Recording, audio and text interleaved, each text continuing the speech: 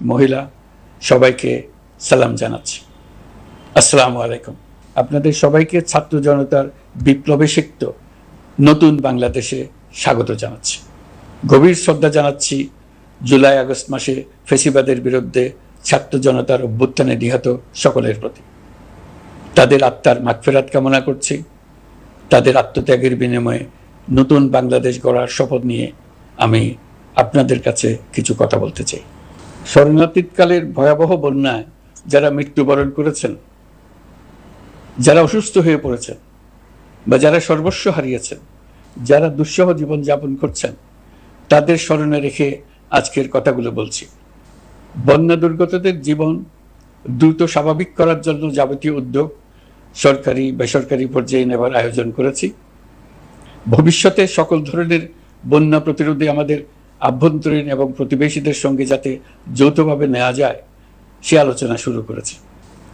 প্রিয় দেশবাসী, আপনারা জানেন বিপ্লবী ছাত্র জনতা জাতির এই ক্রান্তি লগ্নে আমাকে এক গুরুদায়িত্ব অর্পণ করেছে। তারা নতুন এক বাংলাদেশ গড়তে চায়। নতুন প্রজন্মের এই গভীর আকাঙ্ক্ষাকে বাস্তবে রূপ দেওয়ার সংগ্রামে আমি একজন সহযোদ্ধা হিসেবে তাদের সঙ্গে যোগ দিয়েছি। দেশের সকল বয়সের, সকল পেশার, সকল মতের, সকল ধর্মের সবাইকে বিনা দ্বিধায় এই সংগ্রামে যোগ দেওয়ার আহ্বান জানাচ্ছি।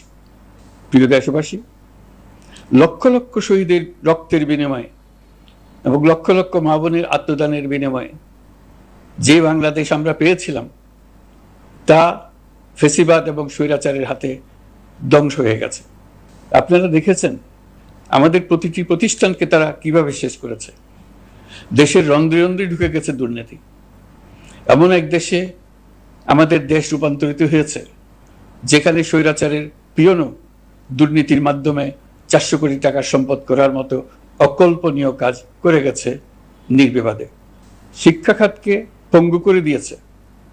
ব্যাংকিং ও শেয়ার বাজার খাতে লুটপাট, প্রকল্প ব্যয়ে বিশ্ব রেকর্ড, অবাধ সম্পদ পাচার, আইন শৃঙ্খলা রক্ষাকারী সংস্থাকে নিজ দলের পুতুলে রূপান্তর, বাক স্বাধীনতা হরণ, মানবাধিকার হরণ, এসবই হিমশৈলের অগ্রভাগ মাত্র।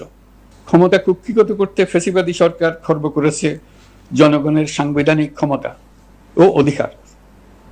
দুঃশাসন, দুর্নীতি, অন্যায়, অবিচার, নিপীড়ন, বিচারের নামে প্রহসনের মাধ্যমে জনসুরক্ষা বিপন্ন করেছে। জনগণকে নির্যাতন, বঞ্চনা ও বৈষম্যের মুখোমুখি দাঁড় করিয়ে দিয়েছে। নতুন প্রজন্মের মানুষ সহ কোটি কোটি মানুষের ভোটাধিকারকে বছরের পর বছর হরণ করেছে।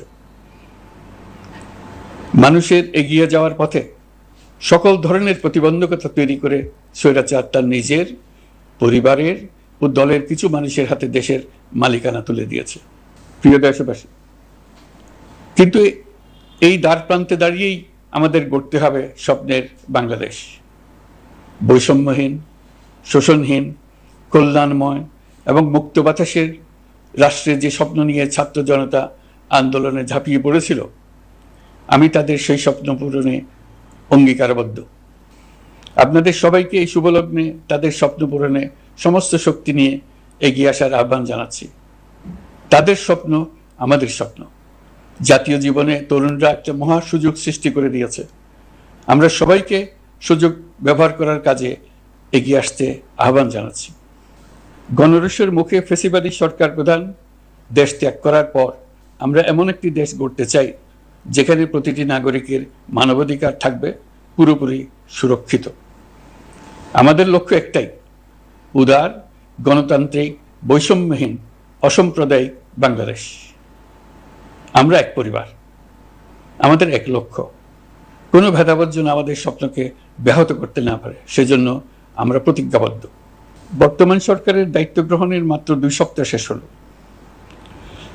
কর্মযাত্রার প্রথম পর্যায়ে রাষ্ট্র সংস্কারের কাজে আপনাদের কাছ থেকে যে সমর্থন পাচ্ছি সেজন্য আন্তরিক ধন্যবাদ। আমরা অনুধাবন করছি যে আমাদের কাছে আপনাদের প্রত্যাশা অনেক। এই প্রত্যাশা পূরণে আমরা বদ্ধপরিকর। যদিও দীর্ঘদিনের গণতন্ত্রহীনতা, 15 বছরের ফ্যাসিবাদী শাসন ব্যবস্থা প্রায় প্রতিটি ক্ষেত্রেই আমাদের জন্য পর্বতসম চ্যালেঞ্জ রেখে গিয়েছে, কিন্তু এই চ্যালেঞ্জ গ্রহণে আমরা প্রস্তুত। আজ আমি সরকারের পক্ষ থেকে আপনাদের দোয়া ও সহযোগিতা কামনা করতে আপনাদের সামনে এসেছি। শুধু আমি বলবো, আপনাদের একটু ধৈর্য ধরতে হবে। এখনই সব দাবি পূরণ করার জন্য জোর করা, প্রতিষ্ঠানে ঢুকে ব্যক্তিবিশেষকে হুমকির মধ্যে ফেলা, মামলা গ্রহণের জন্য চাপ সৃষ্টি করা, বিচারের জন্য গ্রেফতারকৃত ব্যক্তিকে আদালতে হামলা করে আগেই এক ধরনের বিচার করে ফেলার যে প্রবণতা, তা থেকে বের হতে হবে। ছাত্র জনতার বিপ্লবের গৌরব ও সম্ভাবনা এসব কাজে ম্লান হয়ে যাবে। নতুন বাংলাদেশ গড়ার প্রচেষ্টা হতে ব্যাহত হবে। রাতারাতি এই পরিস্থিতি থেকে উত্তরণ কঠিন। নড়বড়ে এক কাঠামো, আমি বরং বলবো জনস্বার্থের বিপরীতমুখী এক কাঠামোর উপর দাঁড়িয়ে আমাদেরকে দেশ পুনর্গঠনের কাজে হাত দিতে হয়েছে। আমরা এখান থেকেই বাংলাদেশকে এমনভাবে করতে চাই যেন এদেশে জনগণই সত্যিকার অর্থে সকল ক্ষমতার উৎস হয়, বিশ্ব দরবারে একটি মানবিক ও কল্যাণকর রাষ্ট্র হিসেবে সমাদৃত হয়। তরুণ প্রজন্ম, শিক্ষার্থী ও জনতার আত্মত্যাগের প্রতি সম্মান জানাতে রাষ্ট্র সংস্কারের কাজে সফল আমাদের হতেই হবে, এর আর কোনো বিকল্প নেই। প্রিয় দেশবাসী, আপনারা ইতোমধ্যে জেনেছেন জুলাই আগস্ট মাসে গণ অভ্যুত্থানে বল প্রয়োগ ও হতাহতের যে দুঃসহ ঘটনা ঘটানো হয়েছে তার স্বচ্ছ তদন্ত করতে জাতিসংঘের মানবাধিকার কমিশনের প্রধানকে বাংলাদেশে এসে তাদের তদন্ত শুরু করতে আমরা আমন্ত্রণ জানিয়েছি। তদন্তের এই প্রক্রিয়া এই সপ্তাহে শুরু হবে। তাদের প্রথম দল ইতিমধ্যে এসে গেছে। আমরা ইতিমধ্যে ছাত্র জনতার বিপ্লবকে নস্যাৎ করতে যে শত শত মিথ্যা ও হয়রানিমূলক মামলা দায়ের করা হয়েছিল তার অধিকাংশ প্রত্যাহার করেছি এবং আটক ছাত্র জনতার মুক্তি লাভের ব্যবস্থা করেছে। পর্যায়ক্রমে মিথ্যা ও গায়েবী সকল মামলার ক্ষেত্রে অনুরূপ ব্যবস্থা গ্রহণ করে মানুষকে দুঃসহ ভোগান্তি থেকে মুক্ত করা হবে। ন্যায় বিচার নিশ্চিত করতে গণ অভ্যুত্থানের সকল শহীদ পরিবারকে পুনর্বাসন করবে। সকল আহত শিক্ষার্থী ও জনতার চিকিৎসার সম্পূর্ণ ব্যয় সরকার বহন করবে। সেই লক্ষ্যে স্বাস্থ্য মন্ত্রণালয়ের নেতৃত্বে উপদেষ্টা পরিষদে বৈষম্য বিরোধী ছাত্র আন্দোলনের প্রতিনিধিত্বকারী 2 জন উপদেষ্টার সহায়তায় একটা পূর্ণাঙ্গ তালিকা প্রস্তুত করা হচ্ছে। এই কার্যক্রমের জন্য এবং গণ অভ্যুত্থানের শহীদদের স্মৃতি ধরে রাখতে সরকার অতি দ্রুত জুলাই গণহত্যা স্মৃতি ফাউন্ডেশন নামে একটি ফাউন্ডেশন প্রতিষ্ঠা করার প্রক্রিয়া শেষ পর্যায়ে এনেছে। আপনাদের সবার এবং বিদেশে অবস্থানরত ভাই বোনদের অনুদান এই প্রতিষ্ঠানে পাঠানোর জন্য অনুরোধ করছি। আমি ব্যক্তিগতভাবে এই প্রতিষ্ঠানের চেয়ারম্যানের পদ গ্রহণ করেছি। প্রিয় দেশবাসী, আপনারা লক্ষ্য করেছেন দায়িত্ব গ্রহণ করেই আমাদেরকে আইন শৃঙ্খলা অঙ্গনে অস্থির পরিস্থিতি সামাল দিতে হয়েছে। আপনাদের সহযোগিতা ও সমর্থনে দেশপ্রেমিক সকল আইন শৃঙ্খলা রক্ষাকারী বাহিনী কাজে যোগ দিয়েছে। ফ্যাসিবাদী সরকার প্রশাসনের চরম দলীয়করণ করার ফলে বিপুল সংখ্যক কর্মকর্তা কর্মচারী দীর্ঘদিন বৈষম্যের শিকার হয়েছেন। আমরা ইতিমধ্যে সংশোধনমূলক ব্যবস্থা গ্রহণ করতে আরম্ভ করেছি, তবে প্রশাসনকে গতিশীল রাখতে এবং একই সাথে সুনির্দিষ্ট পদ্ধতি অনুসরণ করে সঠিক সিদ্ধান্তে উপনীত হতে সময় প্রয়োজন। সেজন্য সকলকে ধৈর্য ধরার অনুরোধ করছি। প্রশাসনের সকল ক্ষেত্রে প্রতিষ্ঠানগুলো যেন জনগণের আস্থা ফিরে পায়, সেটি আমাদের অন্যতম উদ্দেশ্য। লুটপাট ও দুর্নীতির আখড়ায় পরিণত করা ব্যাংকিং খাতে সুশাসন নিশ্চিত করার জন্য আমরা উদ্যোগ নিয়েছি। এই খাতে দক্ষ জনবল নিয়োগ দেওয়া হচ্ছে। ব্যাংকিং খাতে শৃঙ্খলা স্থাপন, ব্যবসা বাণিজ্যে সহায়ক পরিবেশ তৈরি এবং জনগণের জীবনযাপন সহজ করতে নিত্য প্রয়োজনীয় দ্রব্যমূল্য ও মূল্যস্ফীতি নিয়ন্ত্রণে আনার আমরা উদ্যোগ সচল করেছি। ব্যাংকিং খাতে দীর্ঘমেয়াদী সংস্কারের জন্য ব্যাংক কমিশন গঠন করা হবে। আর্থিক খাতে সার্বিক পরিস্থিতি ও সংস্কার বিষয়ে একটি রূপকল্প তৈরি করা হবে, যা দ্রুত জনসমক্ষে প্রকাশ করা হবে। শেয়ার বাজার, পরিবহন খাত সহ যেসব ক্ষেত্রে চরম বিশৃঙ্খলা বিরাজ করছে তা নিরসনের দ্রুত পদক্ষেপ নেওয়া হচ্ছে। বিচার বিভাগকে দুর্নীতি ও দলীয় প্রভাব মুক্ত করতে কার্যক্রম শুরু হয়েছে। একটি সুনির্দিষ্ট প্রক্রিয়ার মধ্য দিয়ে বিচার বিভাগের স্বাধীনতা ও জবাবদিহিতা নিশ্চিত করার উদ্যোগ নেওয়া হয়েছে। ফ্যাসিবাদী সরকারের বিচার বহির্ভূত হত্যাকাণ্ড, গুম, খুন, অপহরণ এবং আয়নাঘরের মতো চরম ঘৃণ্য সকল অপকর্মের ন্যায় বিচার নিশ্চিত করা হবে। এসব অপকর্মের সঙ্গে জড়িত সকলের বিচার নিশ্চিত করা হবে। তালিকা প্রস্তুত করে মিথ্যা মামলা প্রত্যাহার করা হবে। দুর্নীতি ও সম্পদ পাচারের বিচার করা হবে। আইন শৃঙ্খলার ক্ষেত্রে জনমুখী ও দলীয় প্রভাবমুক্ত জবাবদিহিমূলক কাঠামো সৃষ্টির লক্ষ্যে পুলিশ কমিশন গঠন করা হবে।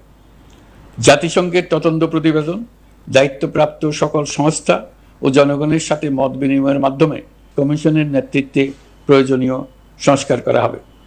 বাংলাদেশকে আর কোনোদিন কেউ যেন কোনো পুলিশি রাষ্ট্রে পরিণত করতে না পারে তার ব্যবস্থা করা হবে। তথ্যের অবাধ প্রবাহ ও গণমাধ্যমের স্বাধীনতা নিশ্চিত করা হবে। ফ্যাসিবাদী সরকার গণমাধ্যমের উপরও দলীয়করণ ও নির্যাতনের বোঝা চাপিয়েছিল। জনগণের তথ্যের অধিকার নিশ্চিত করতে আমরা প্রতিশ্রুতিবদ্ধ। তথ্যের প্রবাহে বিদ্যমান আইনি ও অন্যান্য বাধা অপসারণ করা হবে। মত প্রকাশের স্বাধীনতা বাধাগ্রস্ত করে এমন সব আইনের নিপীড়নমূলক ধারা সংশোধন করা হবে। ইতিমধ্যে এ ধরনের আইনগুলো চিহ্নিত করে এই প্রক্রিয়া শুরু করা হয়েছে। বিদেশি সংবাদকর্মীদের এদেশে আসার পর যে অলিখিত নিষেধাজ্ঞা ছিল, ইতিমধ্যে আমরা তা তুলে নিয়েছি। বিদেশি সাংবাদিকদের দ্রুত ভিসা দিতে সংশ্লিষ্ট কর্মকর্তাদের নির্দেশ দেওয়া হয়েছে। আমরা আশা করি পরিবর্তিত পরিস্থিতিতে গণমাধ্যম কর্মীরা নিরপেক্ষ সাংবাদিকতা চালিয়ে যাবেন। শিক্ষাক্ষেত্রে চরম নৈরাজ্য প্রতিষ্ঠিত করে গেছে বিগত সরকার। আমরা তার পূর্ণাঙ্গ সংস্কারের উদ্যোগ নেব। এটা আমাদের অন্যতম অগ্রাধিকার। আপনারা জানেন, দায়িত্ব গ্রহণের পর দ্রুততম সময়ের মধ্যে সকল শিক্ষা প্রতিষ্ঠান খুলে দেওয়া হয়েছে। শিক্ষার্থীদের জন্য সৃজনশীল, নিরাপদ ও ভীতিমুক্ত পরিবেশ নিশ্চিত করা আমাদের অঙ্গীকার। একই সাথে পাঠ্যক্রমকে যুগোপযোগী করার কাজও দ্রুত শুরু করা হবে। গণতন্ত্রকে সুসংহত করতে স্থানীয় সরকার প্রতিষ্ঠানগুলোকে শক্তিশালী করা হবে এবং ক্ষমতার বিকেন্দ্রীকরণ নিশ্চিত করা হবে। ছাত্র জনতার গণঅভ্যুত্থানকে সফল পরিণতি দিতে প্রশাসন, বিচার বিভাগ, নির্বাচন কমিশন ও নির্বাচনী ব্যবস্থা, আইন শৃঙ্খলা খাত এবং তথ্য প্রবাহে প্রয়োজনীয় সংস্কার সম্পূর্ণ করে অবাধ ও সুষ্ঠু অংশগ্রহণমূলক নির্বাচন আয়োজন করা হবে। এর লক্ষ্য হবে দুর্নীতি, লুটপাট, গণহত্যার বিরুদ্ধে একটি জবাবদিহিতামূলক রাজনৈতিক বন্দোবস্তের সূচনা। বর্তমান সরকার দুর্নীতির বিরুদ্ধে স্পষ্ট অবস্থান গ্রহণ করেছে। আমাদের সকল উপদেষ্টা দ্রুততম সময়ের মধ্যে তাদের সম্পদের বিবরণ প্রকাশ করবেন। পর্যায়ক্রমে এটা সকল সরকারি কর্মকর্তাদের ক্ষেত্রেও নিয়মিত এবং বাধ্যতামূলক করা হবে। রাষ্ট্রীয় পর্যায়ে দুর্নীতির বিরুদ্ধে ব্যবস্থা গ্রহণে সংবিধানের ৭৭ অনুচ্ছেদে প্রতিশ্রুত ন্যায়পাল নিয়োগে অধ্যাদেশ প্রণয়ন করা হবে। এবার কৃষি খাতের কথা একটু বলে।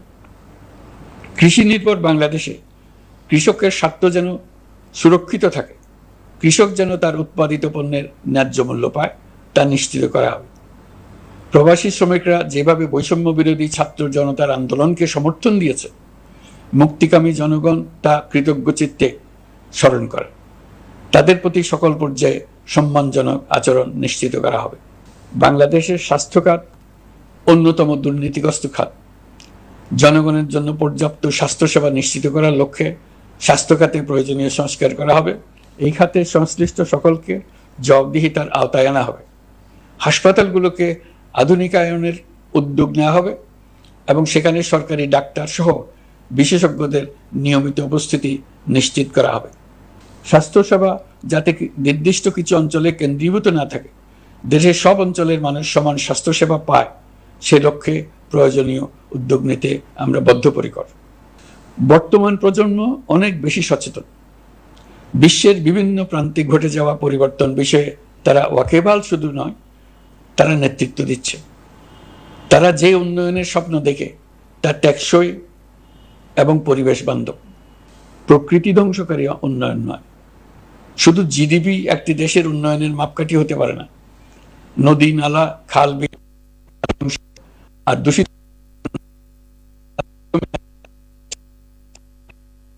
জ্বালানির বিরুদ্ধে আমাদের জলবায়ু পরিবর্তন রোধ করতে এবং আগামী প্রজন্মের জন্য সুস্থ একটা পৃথিবী রেখে যেতে কার্বন নিঃসরণ শূন্যের কোঠায় নামিয়ে আনার বিকল্প নেই। আমাদের সরকার পরিবেশ ও জলবায়ু রক্ষায় সর্বোচ্চ গুরুত্ব দেবে।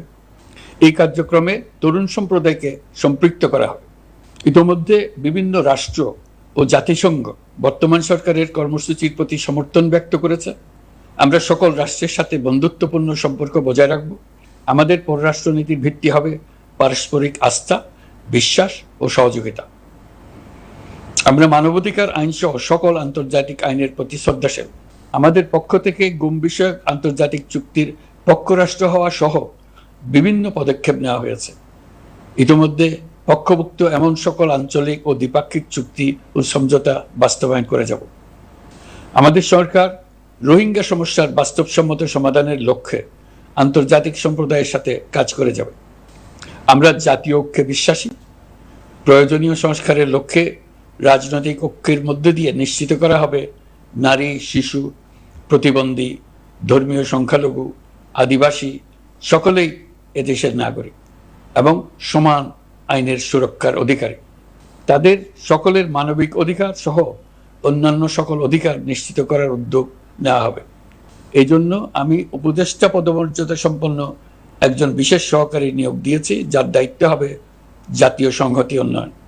বন্যা কবলিত এলাকার সকল মানুষের দুর্ভোগ লাঘবে সরকার সঠিক সহায়তা দেওয়ার জন্য সরকারের যত কার্যক্রম আছে তাদের সচল করেছে। ইতিমধ্যে উপদেষ্টাবৃন্দ বিভিন্ন এলাকার দায়িত্ব নিয়ে এলাকায় গেছেন। আমার কার্যালয়ে একটা নিয়ন্ত্রণ কক্ষ স্থাপন করা হয়েছে। বন্যা পরবর্তী কার্যক্রম নেওয়া হয়েছে। ভবিষ্যতে বন্যা নিয়ন্ত্রণের জন্য করণীয় কি স্থির করার জন্য পদক্ষেপ নেওয়া হচ্ছে। দেশপ্রেমিক সেনাবাহিনী, পুলিশ, বিজিবি, র্যাবকে গুম নির্যাতনের কাজে লাগিয়ে তাদের কলঙ্কিত করা হয়েছে। তারা দেশের গৌরব। তাদেরও কিছু অতি উৎসাহী সদস্যের কারণে পুরো বাহিনীকে আমরা কলঙ্কিত দেখতে চাই না। আমরা অপরাধীদের চিহ্নিত করতে চাই এবং তাদের শাস্তি দিতে চাই, যেন ভবিষ্যতে কারো হুকুমে দেশপ্রেমিক কোনো বাহিনীর, পুলিশের, র্যাবের কোনো সদস্য হত্যাকাণ্ড, গুম ও অত্যাচারে জড়িত হওয়ার সাহস না করে। তাদের কাছে হুকুম যত বড় কর্তৃপক্ষের কাছ থেকে আসুক না কেন, তারা তা উপেক্ষা করবে। ভবিষ্যতে উপরওয়ালার হুকুমে এমন ঘৃণ্য কাজ করতে বাধ্য হয়েছে, এমন ব্যাখ্যা কারো কাছে গৃহীত না হয়, তার ব্যবস্থা করা হবে। আমি দেশরক্ষা বাহিনী, পুলিশ বাহিনী এবং অন্যান্য সহল বাহিনীকে নির্দেশ দিয়েছি, তারা তাদের মধ্যে যারা হত্যাকাণ্ড, গুম, খুন বা শারীরিক মানসিক অত্যাচারে সরাসরি জড়িত তাদের চিহ্নিত করে বিচারের ব্যবস্থা করতে। যারা গুম হয়েছে, হত্যার শিকার হয়েছে, তাদের তালিকা প্রস্তুত করতে। তাদের পরিবার সমূহকে সান্ত্বনা দেওয়ার ভাষা আমার নাই। তাদের জীবনে শান্তি ফিরিয়ে আনতে আমরা প্রচেষ্টা অব্যাহত রাখব। আমি সকল দেশরক্ষা বাহিনী ও আইনশৃঙ্খলা বাহিনীকে তাদের উপর জনগণের সম্পূর্ণ আস্থা ফিরিয়ে আনতে সকল পদক্ষেপ গ্রহণ করতে নির্দেশ দিয়েছি। গত 15 বছরের দুর্নীতি, অর্থ পাচার ও জনস্বার্থ বিরোধী চুক্তি স্বাক্ষর, প্রকল্পের নামে লুটপাট ইত্যাদি তথ্য নিয়ে একটি শ্বেতপত্র প্রণয়নের জন্য আমি ইতিমধ্যে একটি কমিটি গঠন করেছি। আমি বিভিন্ন দেশের রাষ্ট্রদূত এবং দাতা সংস্থার প্রতিনিধিদের সঙ্গে বৈঠক করেছি এবং করে যাচ্ছি। ছাত্র জনতার গণঅভ্যুত্থানের পর দেশ গঠনের জন্য সকল প্রকার আর্থিক অন্যান্য সহযোগিতার জন্য তাদেরকে অনুরোধ জানাচ্ছি। তারা এই ব্যাপারে আগ্রহ দেখাচ্ছে। তাদের কাছে আমাদের প্রস্তাবসমূহ প্রণয়ন করে দ্রুত পাঠানোর ব্যবস্থা নিয়েছে। তাদেরকে অনুরোধ জানিয়েছি তারা যেন পরিস্থিতির কারণে অতি দ্রুত অর্থ ছাড় করার ব্যবস্থা নেন। তাদেরকেও বলেছি যে অবস্থার মধ্য দিয়ে আমরা যাচ্ছি তা যেমন একটি দুর্যোগপূর্ণ সময়, তেমনি এটা জাতির জীবনে মস্ত বড় সুযোগ। এই সুযোগকে যেন আমরা পূর্ণভাবে কাজে লাগাতে পারি, সেই জন্য তাদের সহযোগিতা চেয়েছি। এই গণ অভ্যুত্থানে বিদেশে অবস্থানকারী বাংলাদেশিরা অত্যন্ত গুরুত্বপূর্ণ ভূমিকা পালন করেছেন। জাতি তাদের অবদান বিশেষভাবে স্মরণ করবে। নতুন বাংলাদেশ গড়ার কাজে আমরা তাদের অংশগ্রহণ চাইব। আমাদের একটি লক্ষ্য হবে বিদেশগামী এবং প্রত্যাবর্তনকারী প্রত্যেক প্রবাসী শ্রমিককে মর্যাদা ও সম্মানের সঙ্গে দেশে আসা এবং যাওয়া নিশ্চিত করা। সে ব্যাপারে শিগগিরই পদক্ষেপ নেওয়া হবে। বিদেশে অবস্থানরত সকলের কাছে আমার আবেদন, তারা যেন তাদের উপার্জিত অর্থ অফিসিয়াল চ্যানেলে দেশে পাঠান। দেশের অর্থনৈতিক সংকট উত্তরণে এই অর্থ বিশেষভাবে প্রয়োজন। কি কি ব্যবস্থা নিলে তাদের জন্য অফিসিয়াল চ্যানেলে অর্থ পাঠানো সহজ হবে সেটা সম্বন্ধে আমরা তাদের পরামর্শ নেব। সারা দেশ ঘুষের মহাসমুদ্রে নিমজ্জিত। কিভাবে ঘুষ থেকে আমরা মুক্ত হতে পারি তার জন্য আমাদের পরামর্শ দেন। শুধু এই কাজটা নিয়ে অগ্রসর হতে পারলেই আমি মনে করি দেশের জন্য এই সরকার একটা গুরুত্বপূর্ণ অবদান রেখে গেছে বলে স্মরণীয় হয়ে থাকবে। আমি কথা দিচ্ছি, এই ব্যাপারে আমি আমার সর্বশক্তি নিয়োজিত করব। আমাদের দায়িত্ব দেশের সকল মানুষকে একটি পরিবারের বন্ধনে আবদ্ধ করা। পরিবারে মতভেদ থাকবে, বাকবিতণ্ডা হবে, কিন্তু আমরা ভাই বোন, আমরা বাবা মা, আমরা কেউ কারো শত্রু না। কাউকে তার মতের জন্য শত্রু মনে করব না, কাউকে ধর্মের কারণে শত্রু মনে করব না, কাউকে লিঙ্গের কারণে শত্রু মনে করব না। আমরা সবাই সমান, কেউ কারো উপরে, কেউ কারো নিচে না। এই ধারণা আমরা জাতীয় জীবনের সর্বক্ষেত্রে প্রতিষ্ঠিত করতে চাই। একটা বিশেষ ব্যাপারে আমরা আপনাদের সহযোগিতা চাচ্ছি। আমাদের দায়িত্ব গ্রহণের পর থেকে প্রতিদিন সচিবালয়ে, আমার অফিসের আশেপাশে, শহরের বিভিন্ন স্থানে সমাবেশ করা হচ্ছে।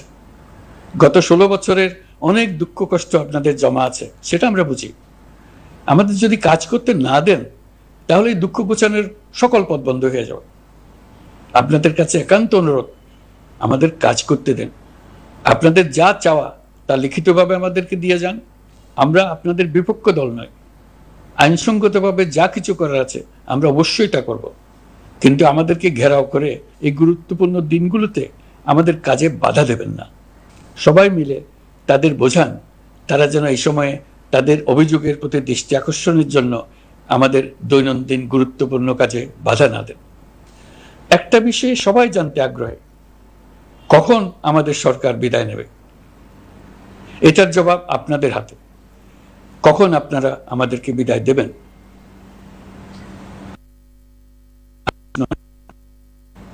আমাদের নিজ নিজ পেশায় আমরা আনন্দ পাই। দেশের সংকটকালে ছাত্রদের আহ্বানে আমরা এই দায়িত্ব গ্রহণ করেছি। আমরা সমস্ত শক্তি দিয়ে দায়িত্ব পালন করব।